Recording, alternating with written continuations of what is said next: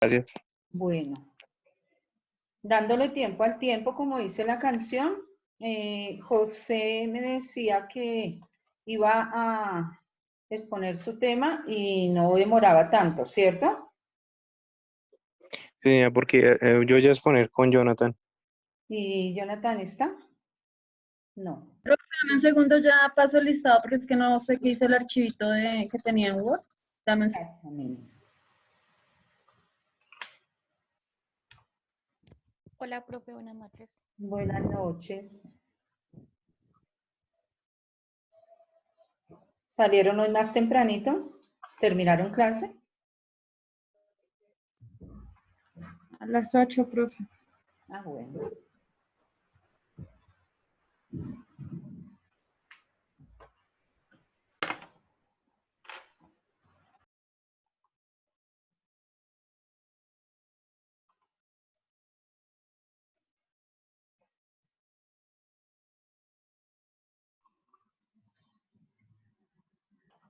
¿Ya están las niñas de expositoras de pronto? ¿De arbitraje? Sí, profe, yo soy de arbitraje internacional y falta Gina, que es de arbitraje nacional. Nosotros te habíamos entendido ayer que empezaba José con la exposición. Entonces, José, ¿Comenzamos, profe? sí, claro, comencemos ya que está más del 50 más 1, entonces Listo. comience Profe, acá Entonces, tengo José. los temas. Bienvenido. Acá tengo el archivo de los temas. ¿Los necesitas? Quería saber si estaba el nombre de las dos niñas de arbitraje, pero ya, muchas Ah, gracias. ok. Vale. Bueno, José tiene la palabra. pero, profe, le pido un momento, ya presento.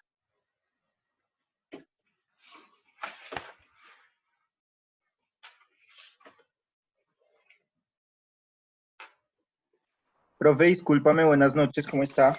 Jonathan, buenas noches, sí señor. Profe, discúlpame, lo que pasa es que quiero compartir la pantalla, pero me dice que el anfitrión tiene bloqueado para compartir las pantallas de los participantes.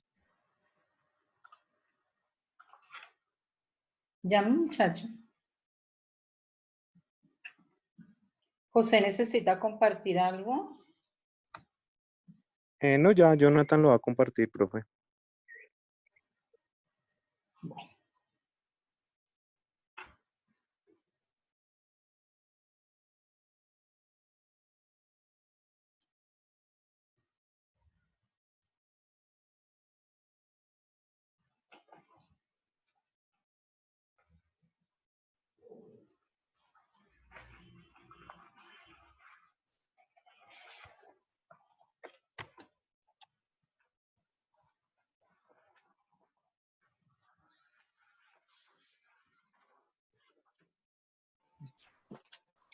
Profe, ahora sí, a nosotros nos tocó el tema de conciliación y el artículo 2839, ley del 640 del 2001. No sé si usted la alcanza a ver. Sí, Sí, perfecto.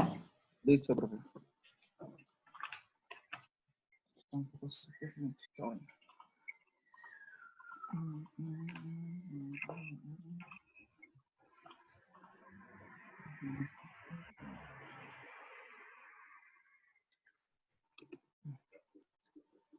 Listo. ¿Qué es la conciliación? La conciliación es un método alternativo extrajudicial de la solución de conflictos. Como la mediación de la conciliación es un proceso voluntario, flexible, confidencial y basado en el interés de las partes. Las partes Buenas noches, intentarán profe. las Disculpe. partes, las partes intentarán solucionar su conflicto por vías amigables con la asistencia de un conciliador quien actúa como tercer neutral. La principal diferencia entre los procedimientos de conciliación y mediación es que llegado a cierto punto en la conciliación, el conciliador será requerido por partes para entregar una propuesta de acuerdo no vinculante. El medidor, por el contrario, en la mayoría de los casos y como principio, se abstendrá de realizar dicha propuesta. La conciliación es un procedimiento voluntario, donde las partes involucradas son libres para acordar e intentar resolver su disputa por esta vía. El proceso es flexible, permitiendo a las partes definir el tiempo, estructura y contenido de los procedimientos de conciliación. Estos procedimientos son raramente públicos, son basados en el interés de las partes, en cuanto que el conciliador, al proponer un acuerdo, tomará consideración no solo de las posiciones jurídicas de las partes, sino también sus intereses comerciales, financieros u personales.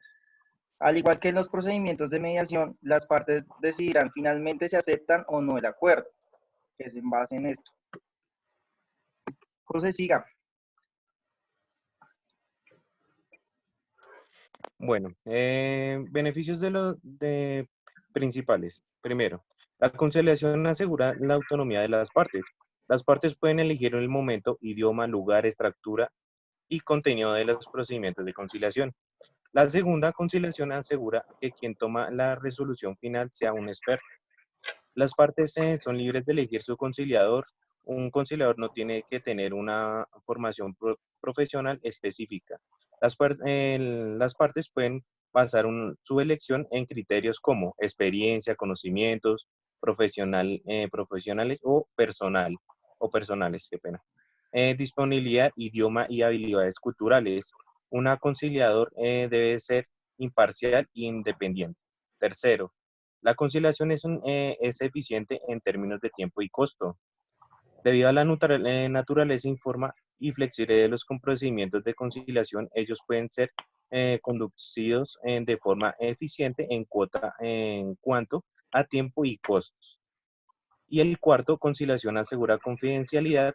Las partes usualmente acuerdan confidencialidad, por tanto, las controversias pueden ser resultados discretamente y secretos empresariales permanecerán confidenciales. Bueno, por parte de esto tenemos unos puntos. El conciliador, para alcanzar el perfil perfecto, debe tener para el éxito de su función y el proceso de conciliación las siguientes características. Debe ser imparcial, es un tercero también, debe conocer el conflicto de lo que está relacionado, debe ser diligente y orientador, debe ser atento a las medidas del dicho proceso de conciliación o el problema que esté pasando, debe ser experto, debe conocer las partes y respetable.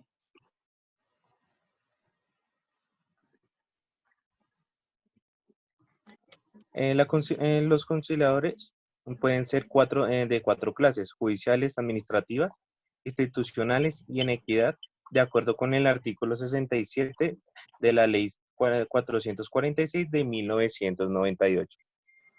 Los judiciales corresponden a la funcionarios que, por razón de conocer un proceso, tiene que convocar audiencia de conciliación dentro del trámite normal de la actividad judicial, el proceso que corresponde a los jueces y magistrados.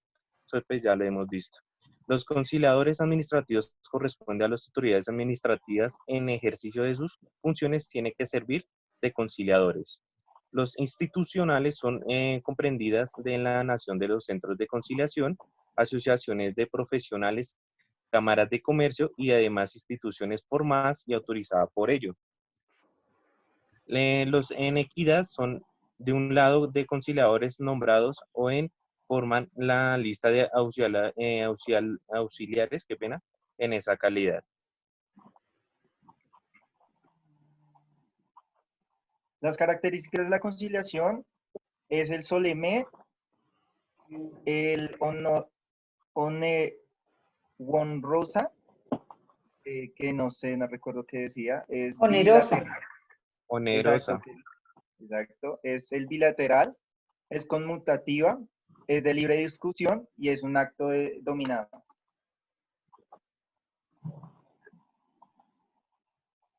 Aspectos jurídicos de la conciliación. Se estructura en lo siguiente. Primero, es un acto jurídico sustancial.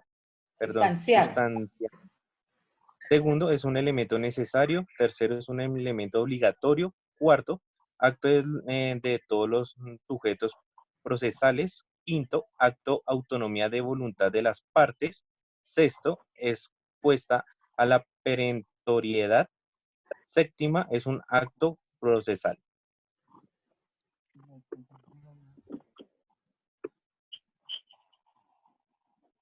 La procedencia u objeto de la conciliación. Al tratar el tema de la procedencia a la conciliación, se hace como la aceptación o el sentido sistemático, jurídico, de posibilidad, de necesidad de celebrar el acto de conciliación. Qué pena, Bien, porque les ayudo en la corrección, procedencia u objeto de la conciliación. profe, pues es así, está bien dicho, porque pues así aparecía. Objeto, ¿Es objeto? con B. Ah, porque así aparecía en el programa, por eso quería así como lo Bueno, corregí, pero se me hizo raro. gracias. Bueno, profe. Jurídico, me perdí. Al tratar el tema de procedencia de la conciliación, se hace como la aceptación del sentido sistemático, jurídico de la posibilidad y necesidad de celebrar el acto de conciliación. Bien porque es útil para los intereses de partes, porque el trámite o procedimiento respectivo lo requiere o porque la clase de proceso lo permite. En la mayoría de los casos, del acuerdo con la información de la Procuraduría Regional del Chocó, esta constitución ha resuelto un poco ineficaz, ya que por lo general los contados casos, las controversias, si la conciliación bien sea por negativa del comité de conciliación de la respectiva entidad o es para irse al proceso para dimensionar hasta dónde pueden ver afectos sus intereses para entrar a la conciliación. El resumen Mi puede Jonathan, les voy a ayudar en esa parte. De pronto están hablando de esa región del Chocó, ¿no? Ellos dicen que ha resultado un poco ineficaz por la manera en que ellos lo están manejando, ¿no? Pero nos habla, es un concepto de esa región. No es que... Es de un ejemplo que aparecía en el programa, profe. Entonces me pareció, por eso lo plasmé. Gracias. No, tranquila, por favor. El resumen puede concluirse o recomendarse que se debe adelantar seminarios o campañas tendientes a concientizar tanto a los particulares como a las identidades del Estado y privadas sobre la importancia de la conciliación, ya que el ahorro desde todos los puntos de vista, como económicos del tiempo o procesal. Apaguen los audios quienes no estén en exposición. Gracias. Continúe, Jonathan, qué pena, te voy a otra voz. No, tranquilo. Reunirá el beneficio de las partes tratadas de la controversia.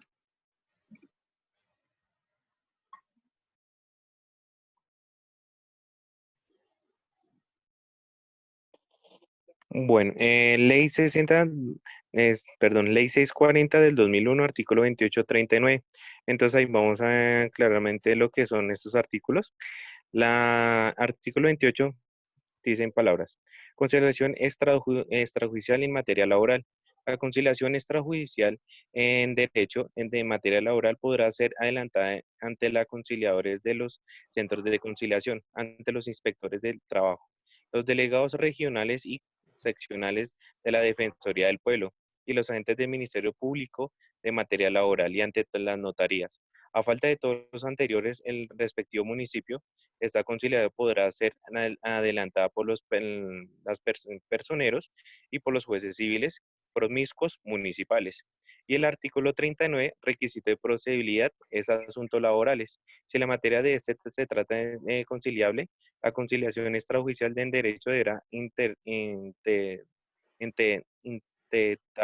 intentarse antes de acudir a la jurisdicción laborales en asuntos que se tramite por el procedimiento ordinario.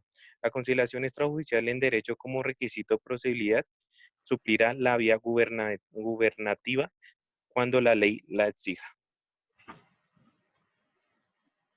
Y ya, profe, pues por último, pues dando a conclusión de nuestra presentación, hablo como el ejemplo del trabajo del abogado, que se refiere como es la parte del mediador, que ayuda a las partes para darle ese tema de dar una conciliación entre las dos partes y asimismo asesorar una nueva disputa a la secuencia del abogado para que así sea más fácil el proceso de conciliación entre las dos partes. Gracias, Jonathan.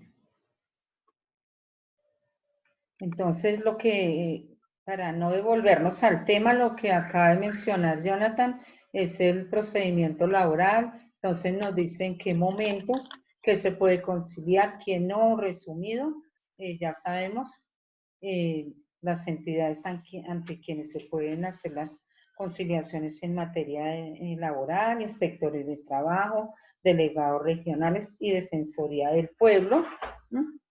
Entonces, para que lo tengan en cuenta. Muchas gracias, Jonathan y José.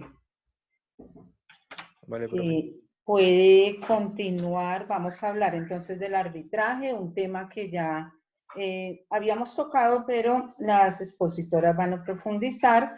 En principio les decía que el arbitraje es uno de los mecanismos de solución de conflictos, pero este pertenece al grupo de los heterocompositivos, teniendo en cuenta que las partes delegan la decisión de su controversia a un tercero, y ese tercero se llama árbitro o árbitros si son más de 3 si son impares. También dijimos que este procedimiento es totalmente voluntario en cuanto al pacto arbitral. El pacto arbitral es aquel documento en donde las partes dicen queremos que se lleve a cabo mediante un experto de la lista de Cámara y Comercio o que sea la entidad la que se encargue de todo el procedimiento. Dijimos que el acuerdo que hace las veces también de una sentencia que levantan los árbitros se llama el laudo arbitral, así como también se mencionó que este laudo, a diferencia de una sentencia judicial que se puede apelar, no se puede apelar, queda como quedó. Lo único que se puede pedir es revisión del procedimiento si alguna de las partes dice, por ejemplo, no me permitieron traer las pruebas, no me dieron la oportunidad de, y entonces pasa a revisión de procedimiento. También estuvimos hablando del arbitraje internacional que lo hace, arbitraje es arbitraje, sea internacional o nacional. Lo que hace internacional es si alguna de las partes tiene su residencia en un país diferente o de pronto las partes deciden que sea un árbitro con algunas características porque hay algunas de las partes que habla otro idioma, entonces queremos árbitros que hablen 2 idiomas, queremos que tengan, por ejemplo, una maestría, queremos, entonces es todo eso lo que lo hace internacional. Además, si las negociaciones o tienen negociaciones o han hecho convenios internacionales, como hay convenios con Nueva York, hay convenios, entonces todo eso es lo que lo hace internacional, más no el procedimiento, porque el procedimiento arbitral es el mismo. En cuanto en materia laboral, les voy como resumiendo, también se habló que se lleva a cabo el arbitraje, pero no es muy bien visto. ¿Por qué? Porque cuando se lleva ante arbitraje es la problemática que se presenta el empleador frente a los empleados. Entonces, ¿cómo los empleados enfrentan una controversia con el empleador? A través del sindicato. Cuando el sindicato por alguna manera se va a arbitraje laboral, se pierde como la esencia de lo que se espera del sindicato, porque para eso se conformó, para que nos represente. Y en muchas ocasiones las decisiones que toma el árbitro, por ejemplo, un incremento de un salario, lo llevan a votación, a una votación. Entonces, no está la esencia, el objeto que se quiere lograr, porque el árbitro lo lleva por esa vía a una votación, como que quiero es que se solucione el conflicto y no hay como conformidad, queda inconformidad. Lo que sí se logra, por ejemplo, en un arreglo directo o en una conciliación que se busca neutralidad y que las partes queden conformes. Por eso, al terminar la exposición de las niñas, les voy a colocar una charla muy importante que nos dio el doctor Mario Pasco, es profesor de la Universidad del Pacífico en Barranquilla, y es un corto video para que aclaremos y veamos un poquito el trámite arbitral en materia laboral. Muchas gracias. Tienen la palabra las dos expositoras respecto al tema.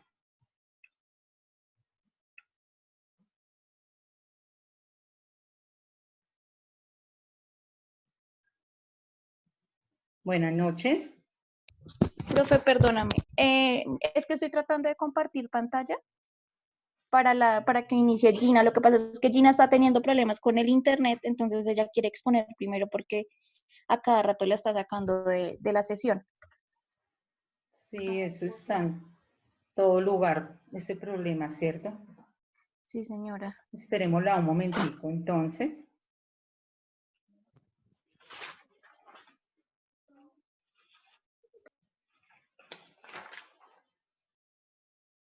Buenas noches para todos. Yo voy a exponer arbitraje nacional.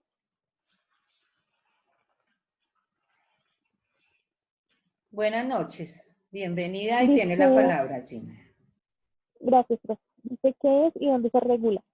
Es un mecanismo alternativo de solución de conflictos mediante el cual los participantes difieren la solución de los conflictos relativos a asuntos de libre disposición a los que la ley autoriza a particulares investidos transitoriamente en la función de administrar justicia a través de la celebración de un pacto arbitral. Actualmente el arbitraje en Colombia está regulado a través de la Ley 1563 del 2012, mediante el cual se expide el Estatuto de Arbitraje Nacional e Internacional. Se compila de forma diferenciada la regulación relativa de estos dos tipos de arbitraje.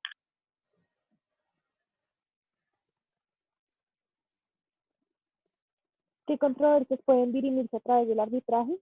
A partir de la modificación hecha en el artículo 3 de la Ley 270 de 1996, Ley Estatutaria de Administración de Justicia, realizada mediante el artículo 6 de la Ley 285 de 2019, pueden resolverse mediante arbitraje las controversias que sean disponibles.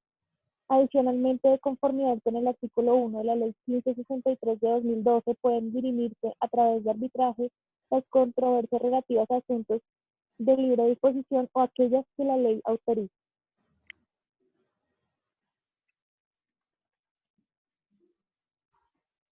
¿Cómo puede acudirse a arbitraje? Las partes pueden acudir a arbitraje a través de la celebración de un pacto arbitral, de acuerdo al artículo 3 de la Ley 1563 del 2012, el cual puede ser una cláusula compromisoria o un compromiso. Por su parte, el compromiso hace referencia al acuerdo celebrado por las partes que ya tienen un conflicto, sin importar si se encuentran o no ventilados judicialmente, y que buscan que este sea dirimido en un tribunal arbitral, el cual deberá cumplir con los requisitos específicos en el artículo 4 de la ley mencionada. Adicionalmente, prevé el parágrafo del artículo 3 de la ley 1563 que si en el término del traslado de la demanda o de su contestación o de las excepciones previas, una parte invoca la existencia de pacto arbitral y la otra no lo niega de forma expresa, se tiene probada la existencia del pacto arbitral de forma tácita.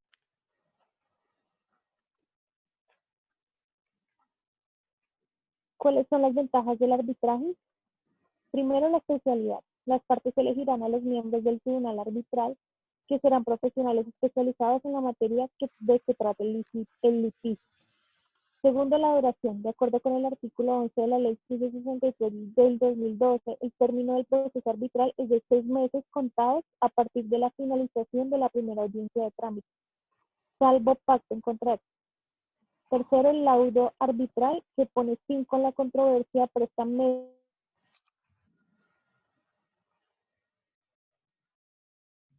el proceso arbitral es confidencial.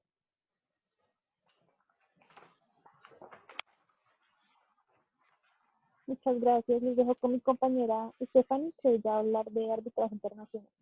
Gracias.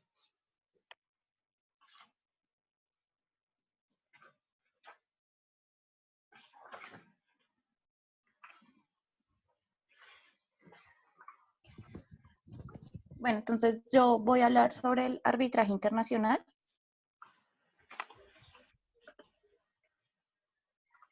El arbitraje internacional es similar a un litigio judicial interno, pero en lugar de tener un lugar en el Tribunal Nacional tiene lugar ante jueces privados conocidos como árbitros.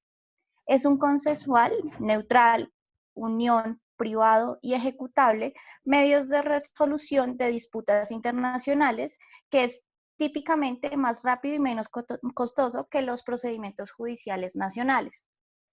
El uso del arbitraje internacional ha evolucionado para permitir que las partes de diferentes países, antecedentes lingüísticos y culturales, para resolver sus disputas de manera final y vinculante, típicamente sin las formalidades de las reglas procesales de sus propios sistemas legales. ¿Para qué se utiliza el arbitraje internacional? El arbitraje internacional a veces se llama forma híbrida de resolución de disputas internacionales, ya que combina elementos de procedimiento de derecho civil y procedimiento de derecho perdón, es que se me atravesó la gata en el computador. Consuetudinario. Bueno, sí, profe, no puedo decir. Consuetudinario. Permitiendo a las partes una oportunidad significativa para diseñar el procedimiento arbitral bajo el cual se resolverá su disputa. El arbitraje internacional se puede utilizar para resolver cualquier disputa que se considere arbitrable. Un término cuyo alcance varía de estado a estado, pero que incluye la mayoría de las disputas comerciales.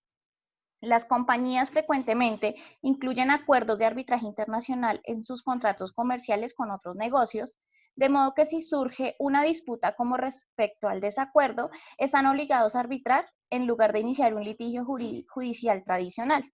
El arbitraje también puede ser utilizado por dos partes para resolver una disputa a través de lo que se conoce como un acuerdo de presentación, que se firma después de que ya surgió una disputa. ¿Qué son las reglas de arbitraje internacional? La mayoría de las instituciones de arbitraje internacional proporcionan reglas que rigen la resolución de disputas que se resolverán mediante arbitraje.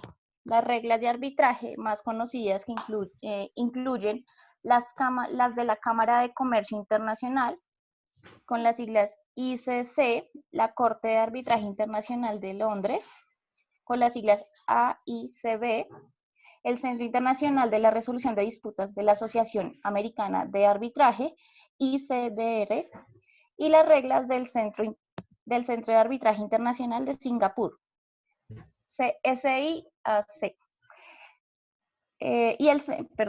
Los arbitrajes de inversión a menudo se resuelven bajo las reglas del Centro Internacional para la Solución de Disputas de Inversión del Banco Mundial, CIADI, o la Comisión de las Naciones Unidas para el Derecho Mercantil Internacional, CNUDMI, reglas. Muchos arbitrajes que involucran a empresas rusas tienen lugar bajo las reglas de la Cámara de Comercio de Estocolmo. Beneficios. Los beneficios que pueden traer el arbitraje podríamos mencionar.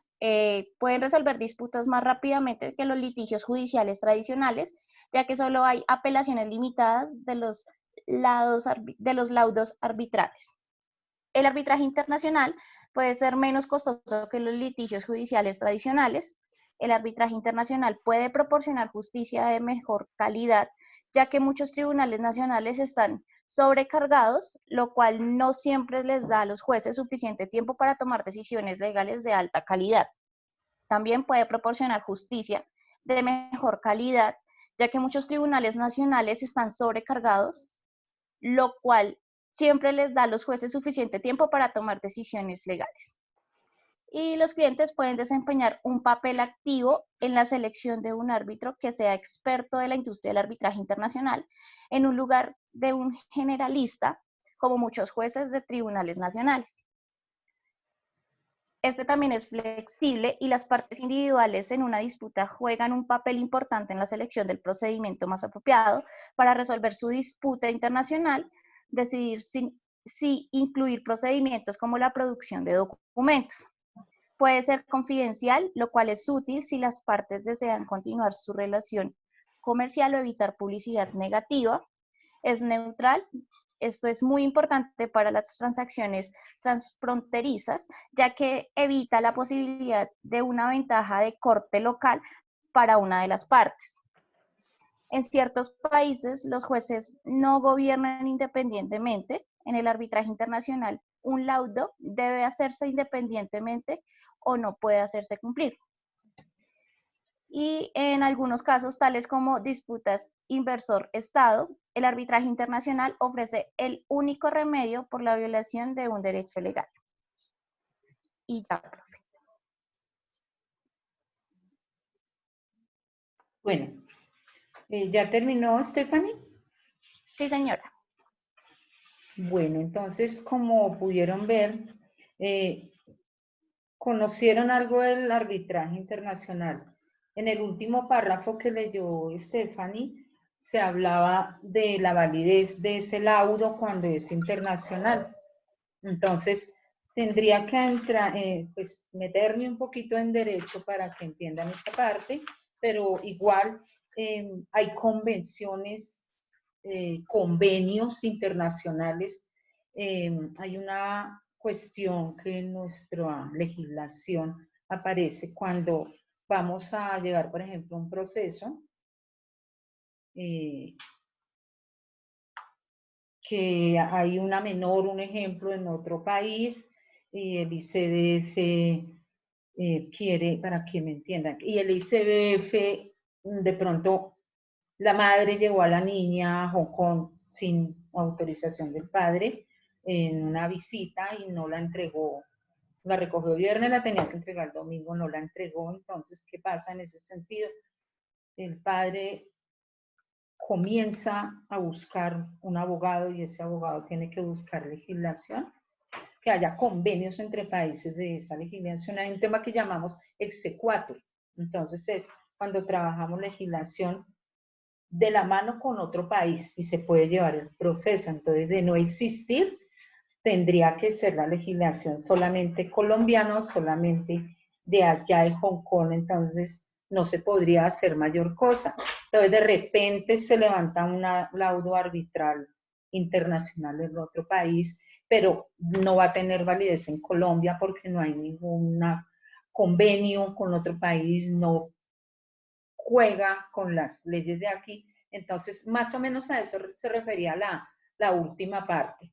Generalmente, pues se dice el arbitraje nacional e internacional, aclaro, el procedimiento es el mismo, solamente, aunque antiguamente era la ley 315, pero la 1563 del 2012 absorbió todas esas antiguas normas, leyes, que es la que manejamos actualmente. Y esa, por ejemplo, la 315 decía que desde que alguna de las partes tenga su domicilio en otro país, yo lo tomo como negociaciones con otro país, importaciones, entonces nos sentamos a llegar a un acuerdo por algún conflicto.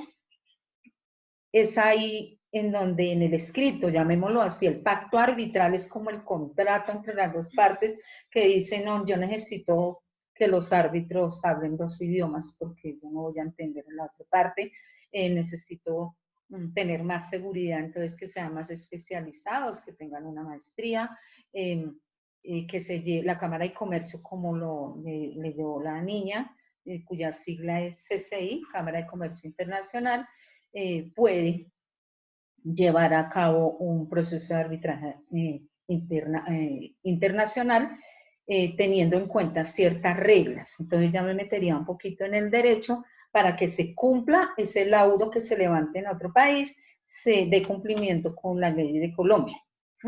Entonces ya no quiero ahondar más en el tema del derecho.